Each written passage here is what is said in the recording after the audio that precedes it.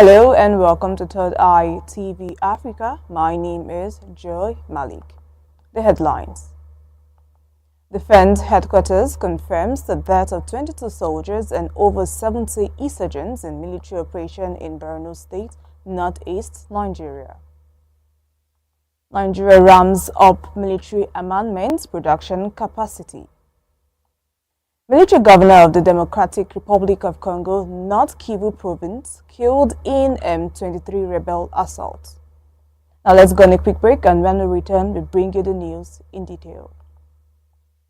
Watch Third Eye Africa TV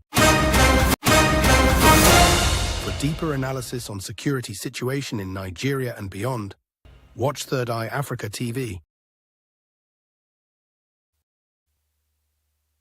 Welcome back. Now the news in detail. The Defense Headquarters has confirmed the death of 22 soldiers and over 70 sergeants during an ongoing military operation in the Timkutu Triangle, a notorious terrorist stronghold in Borno State, northeast Nigeria.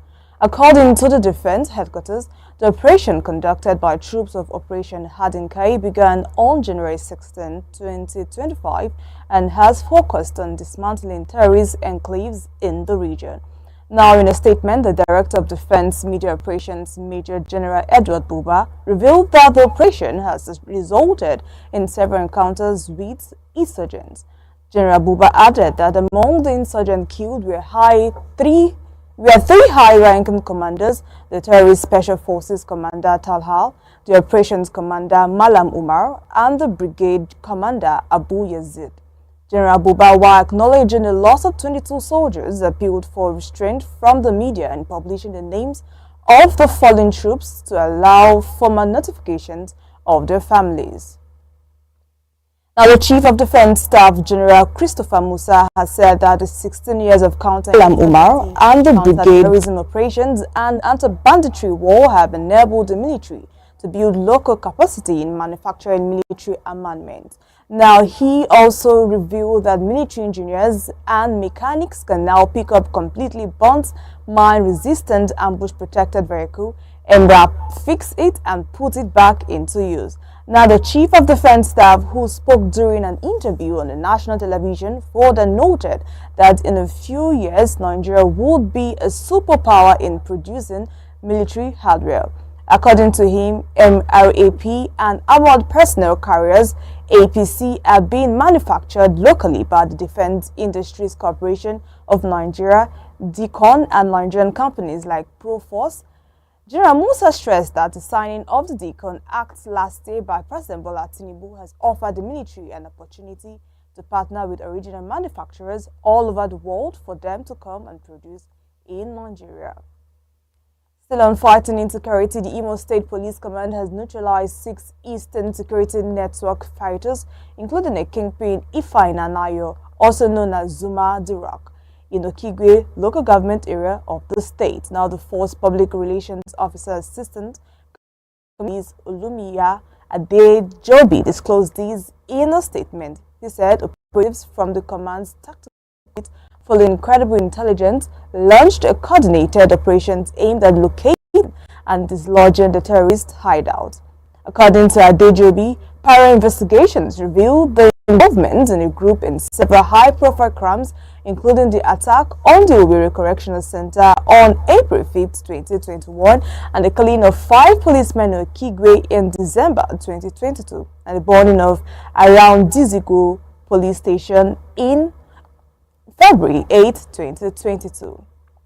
Now, moving over to the election governorship election petitions, Tribunal has announced its relocation from Benin City, the state capital, to the federal capital, Abuja. Now, this was disclosed in a notice by the Tribunal Secretary Mazu Bagudu. It stated that the move will take effect from Monday, January 27th. Although no reason was given for the relocation, it could be connected to a series of violent disruptions by political actors that have marred the tribunal session since its resumption, they say. It will be recalled that gunshot disrupted the tribunal affairs, sending people scampering for safety when it began hearing on Wednesday, January 15th in Benin City. Now, reacting to the incident, the chairman of the ruling All Progressive Congress APC, Jared Tenebe, alleged that the supporters of the opposition People's Democratic Party PDP were responsible for the attack. The tribunal had commenced hearing on the petition challenging the September 21st, 2024 governorship election, where Monday, Okpeholo of APC was declared winner.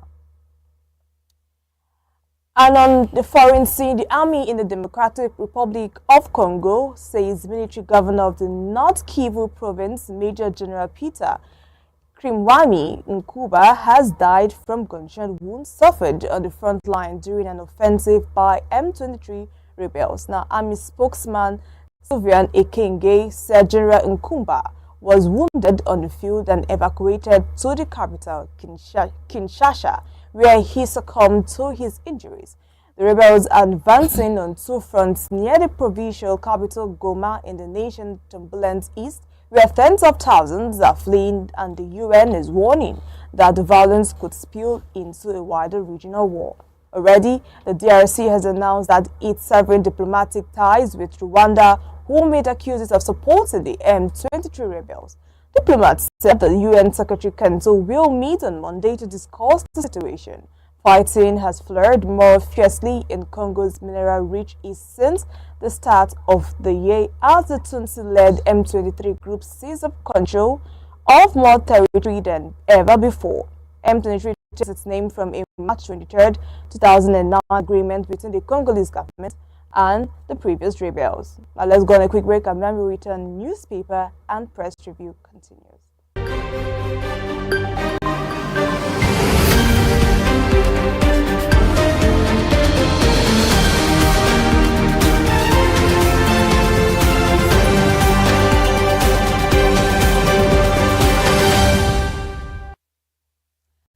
Welcome back, and we are looking at the Daily Trust newspaper in page 26. In page 6 of today's,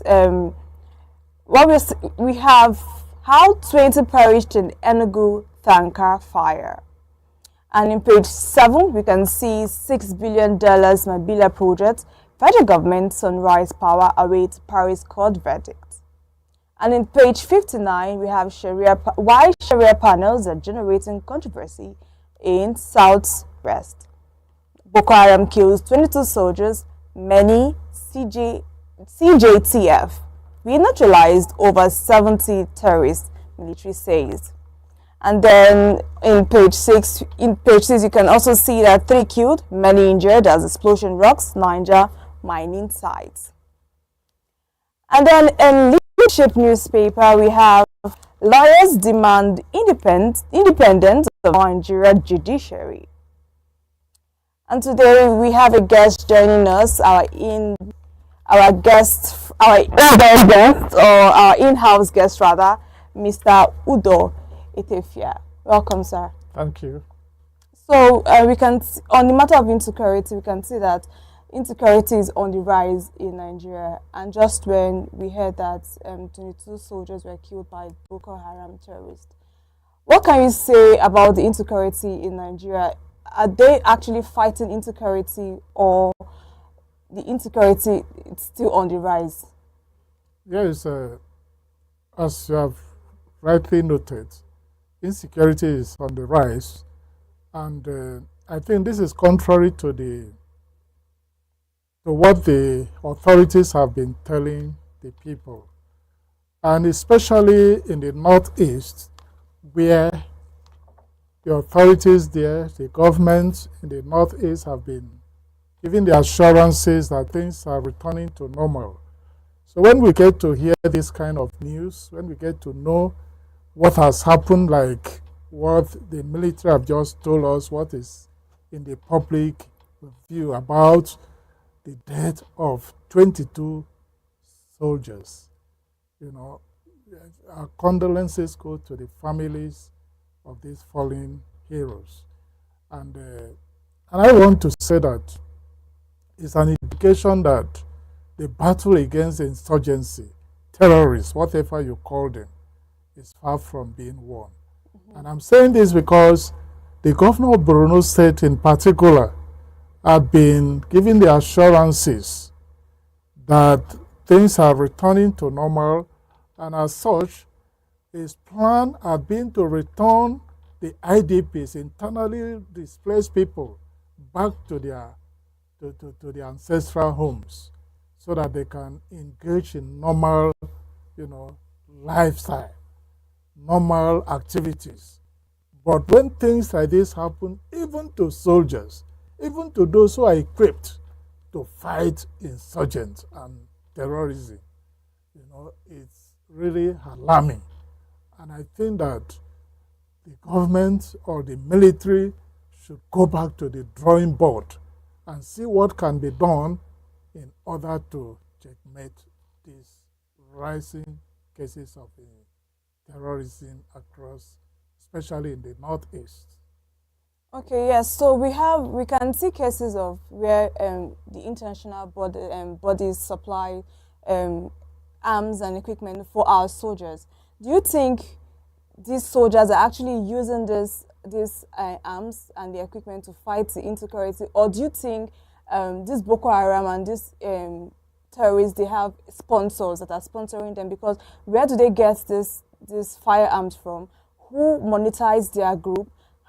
Where do they sleep? Because I'm sure we all know that these people have sponsors. Yes, there is no doubt that the soldiers and military are using the equipment they have to fight. And there is no doubt also that these Boko Harams, this is what people, or whatever their names are, they have sponsors.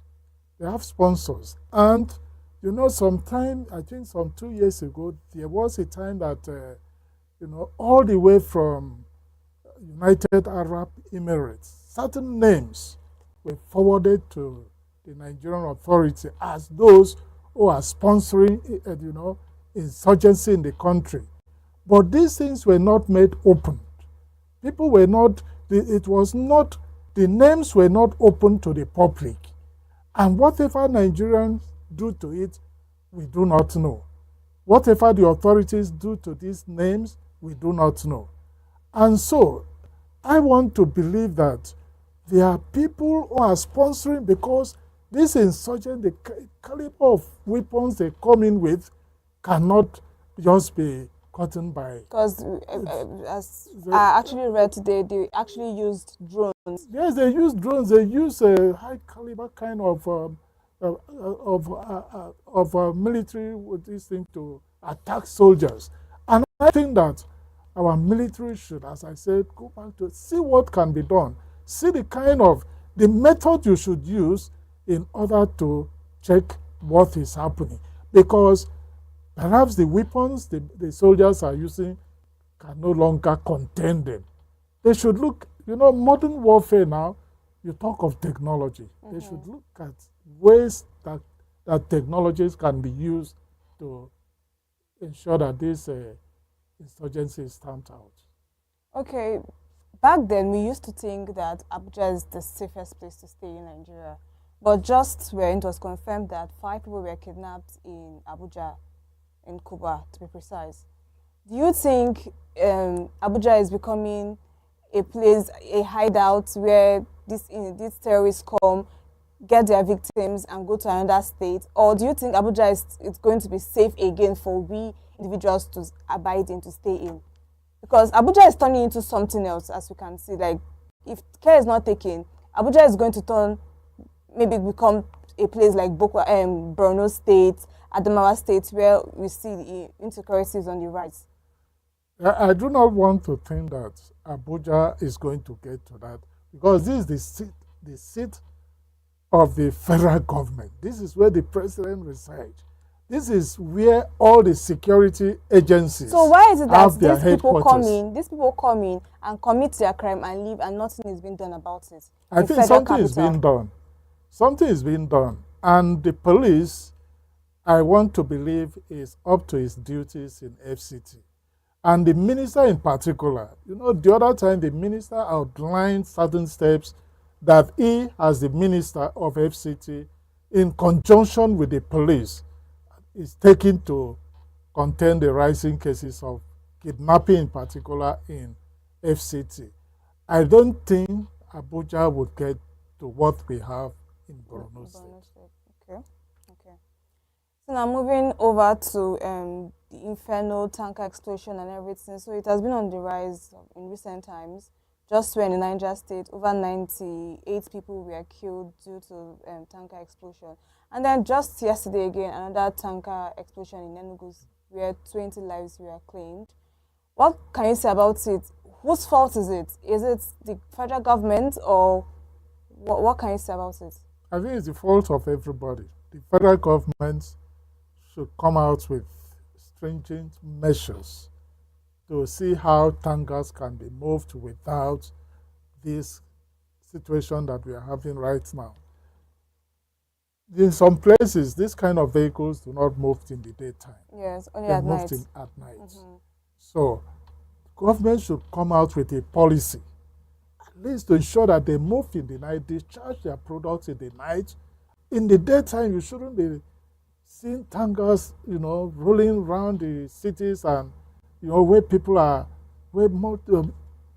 residing. In some places, it falls into business places, and before you know it, I say it's everybody's fault, because even the communities that these things happen, they will hear that it happened in Niger State, and when it happened in Enugu State, people still go out to want to scoop fuel, petrol, and they forget, because I think a particular television station are taking it upon itself now to educate people. Yes. Say that, look, this thing can happen within a twinkle of an eye. Don't think because when you are going there, nothing is happening. It can within, and this thing is highly, flammable. Any spark will engulf the whole place. So that is why everybody should be careful. If you see a thing like that, how much are you going to get? How much fuel or petrol are you going to get out of it that you want to risk your life? So everybody should. The tanker drivers, sometimes they are reckless on the road. They are reckless. So they should also examine those who drive these, trucks. Are they in their normal, frame of mind? They should also examine them. And the people, when these things, there is these emergency agencies. They should not only be responding to this crisis. They should not only be sending relief materials. They should not only be rushing to. They should ensure that if these things happen, the whole place, measures are taken to ensure that nobody gets near. Yes. So something should be done. It's everybody's responsibility. The government of any state, if they get to hear, and this community within there, people are not involved in going to, they should alert those at the police, the fire service, that these things have happened and people are rushing there, let them do something to get people off the place. Or sometimes you see these police people too also partaking in taking the fuel. Yeah. It's part of the, like I said, it's everybody's fault. You discover that poverty in the land. Everybody wants to get something. So because there's poverty in the land, doesn't mean we should risk our life. That is what we are saying. Nobody should risk his life because of maybe 10,000 naira fuel, 20,000 naira fuel. It doesn't worth it. So that is why when you get to hear that it happened, it's not today, it's not yesterday, it's not last year. It has been happening. Even when petrol was not as costly as it is now. Whenever there is this accident, you find out that people will troop out to go and scoop, and the thing would happen. There is no way it will not happen, because the kind of containers they are using to want to take fuel from there is something that can, spark fire at any time. And these days everybody is with telephone, with handset. And once there is a signal, it also signal fire. So people should be careful. So what about the owners of these companies, the tankers? Don't you think they should also do a routine checkup on their tankers, like from time to time, to know if it's okay and safe for it to be on the road?